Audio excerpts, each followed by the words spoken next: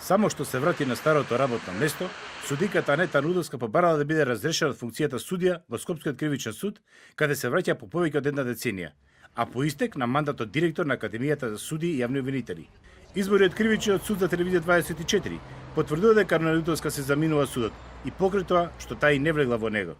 Во текот на вчерашниот ден до судот пристигна решение со кое се потврдува дека судиката Анета Арнаудовска повеќе не е судика во кривичниот суд, иако по низиното заменување од Академијата за суди и јавни обвинители, самата побарала да се врати во кривичниот суд.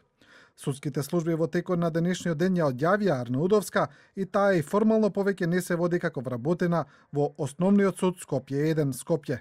Нашите извори велат дека Нудовска пред 2 седмици, кога си заминала од Академијата, писмено се обратила до судот со известување дека планира да се врати, но дури откако ќе го искористи годишниот одмор.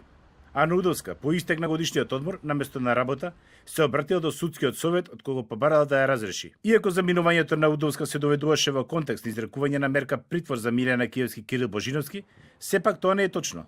Наши избори велат дека Нудовска не учествувала во одлучувањето за 20 притворени. Анета Нудовска, кон крајот на октомври 2006 година, беше избрана за прв директор на Академијата за суди и јавни обвинители, а незината смена се случи неодамна, по повеќе од 12 години директорување. Во октомври 2016 година, Нудовска, 2 години по истек на мандатот, беше видена како нова председателка на Скопскиот кривичен суд, односно како наследничка на тогашниот председател Владимир Панчевски. А имаше и такви спекулации според кои таа треба да замени републичкото обвинителство на Марко Зврлевски. Последниот скандал кој се доведе во врска со Нудовска беше одлуката на управниот одбор на Академијата на Јово Вангеловски, Зоран Караджовски и на Коле Штериев да им се исплаќа месечен паушал од по 10.000 денари.